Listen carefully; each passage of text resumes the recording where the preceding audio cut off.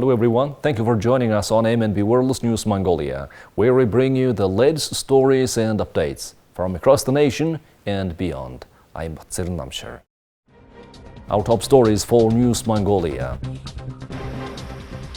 The city center will become a toll zone.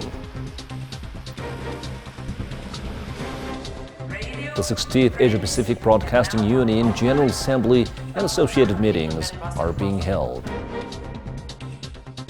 Mongolian Days 2023 will take place in Chicago on November 2nd to 10th. For the news, stay tuned.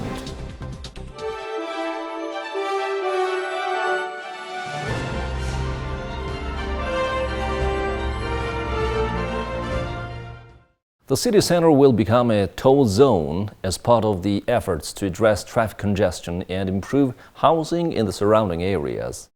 The governor of the capital city, Ulaanbaatar, has proposed a new law called Reducing Traffic Congestion in the Capital City of Ulaanbaatar and Enhancing Residential Areas to the government and submitted it to Parliament. However, upon reviewing the tax and fine provisions by the MPP group, they have directed that Parliament make some amendments.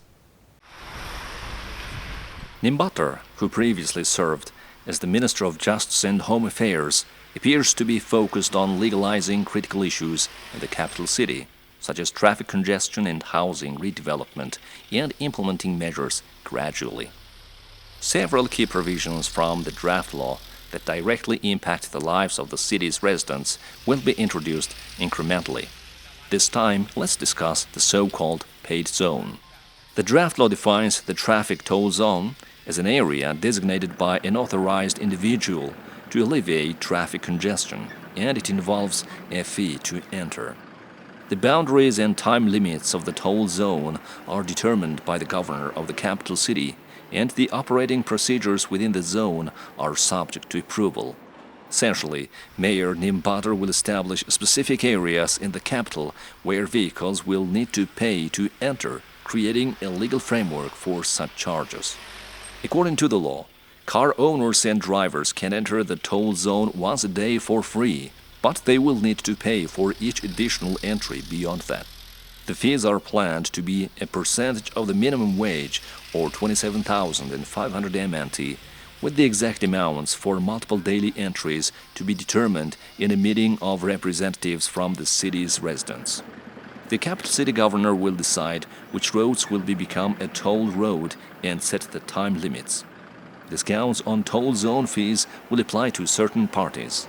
Civilian vehicles registered within the designated traffic fee zone will receive a 90% discount. Licensed taxi services will enjoy a 50% discount. Certain parties will be entirely exempt from a toll zone fees. Law enforcement and national security organizations using special signals, entities with special national security functions, healthcare facilities, utilities, communication services, emergency services, urban development and maintenance, insurance emergency services, and technical control and road maintenance vehicles. Vehicles for disabled children under 16 requiring constant care, deaf individuals, dwarf citizens, and disabled individuals in need of continuous care. Directional vehicles, school buses, kindergarten buses, and employee transportation. All types of bicycles and motorcycles will also be 100% exempt from toll zone fees. Payment for the toll zone must be made within 10 days of receiving the invoice. The draft law also specifies that if the traffic fee zone fees are not paid on time, the relevant funds can be deducted as outlined in the value-added tax law. The primary objective is to utilize the revenue collected from the toll zone to enhance the quality of roads, parking facilities, and public transportation in Ulaanbaatar. It is worth noting that this zonal traffic payment mechanism is commonly employed by major cities worldwide. In Asia, Singapore was a pioneer, introducing zonal traffic charges back in the 1970s. Singapore initially established a charge zone in its central business district, gradually increasing fees over a 25-year period to combat congestion. Initially, fees were imposed during specific hours, but eventually it became a full-day system from 1994, resulting in a 76% reduction in traffic activity. The 60th Asia-Pacific Broadcasting Union General Assembly and associated meetings are being held in Seoul, South Korea. It was decided that the next conference will be organized in Mongolia in 2025 with the participation of major global media outlets. Having served in television, the event is being organized under the theme What Comes Next, with the sessions addressing the climate crisis, sustainability, economics, and future of broadcasting, and more. Attended by the world's major media outlets, the ABU event serves as a global showcase for the host country and provides opportunities for media representatives from different countries to exchange information and foster cooperation. Asian media has shown significant interest in KBS TV's K-pop and K-drama, as well as the production processes behind these programs. For the first time, these processes were openly showcased. In addition to witnessing the behind-the-scenes of K-drama production, the event demonstrated how crucial security and emergency information is effectively delivered. KBS TV provided clear explanations regarding emergency information dissemination, the use of artificial intelligence in emergencies, and demonstrated safety measures utilizing a network of 14,000 cameras across the country. This is the largest broadcasting union in the world. ABU Sports had a very good relation with the MNB, the National Broadcaster in Mongolia, and we used to deliver the Asian Games, Olympic Games, and even some other the World Championships like athletics or the swimming to the Mongolian audience, and we'd love to continue to do so.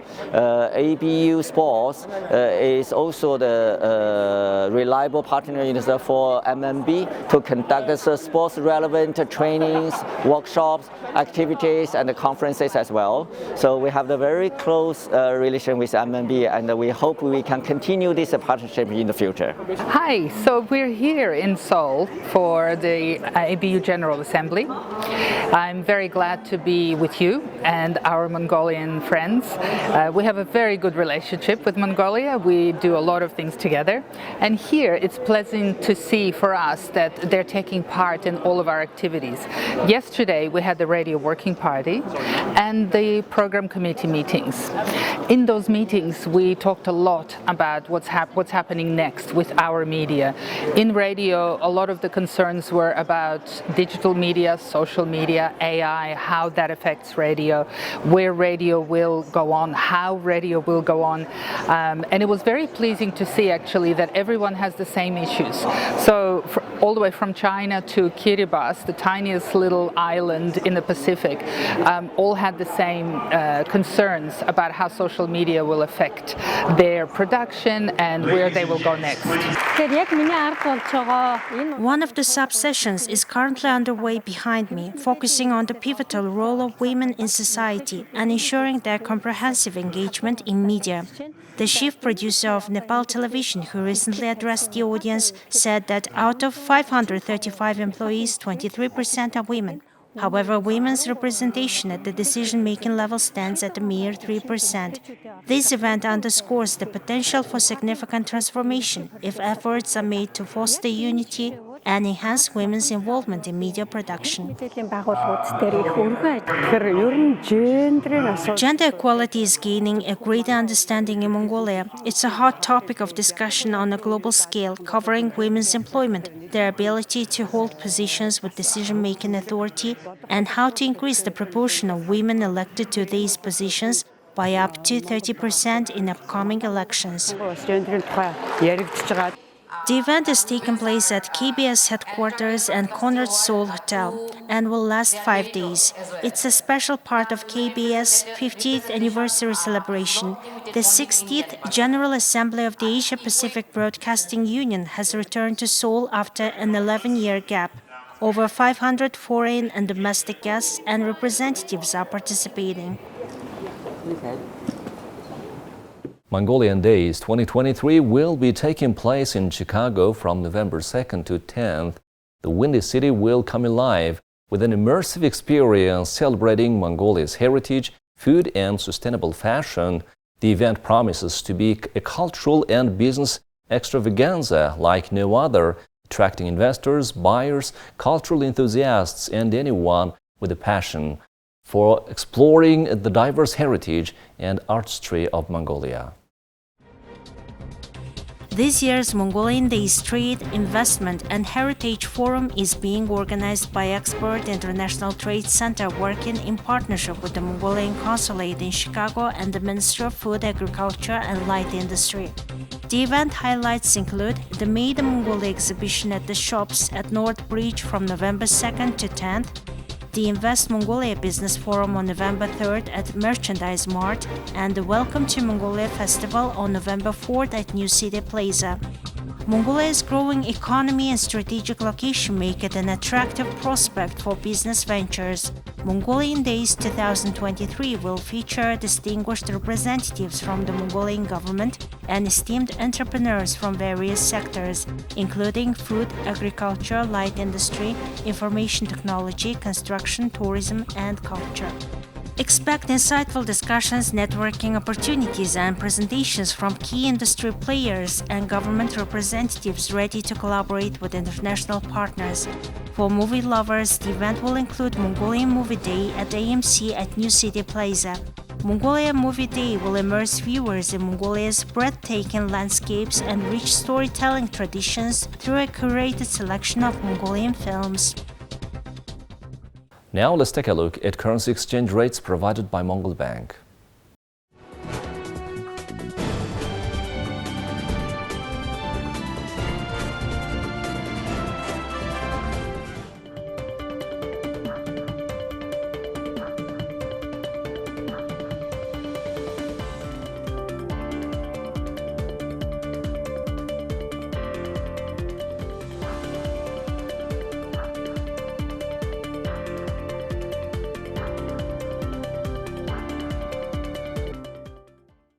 Now let's take a look at the weather forecast for Mongolia and world major cities.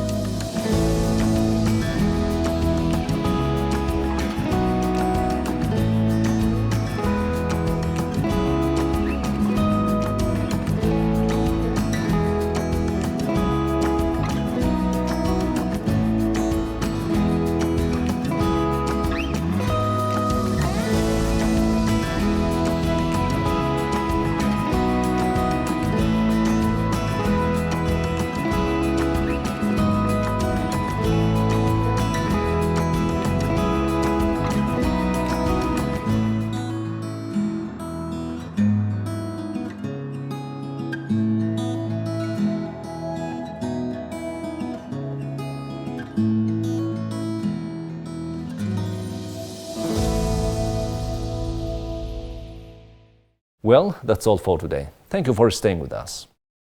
We'll see you tomorrow with more news and updates. Goodbye.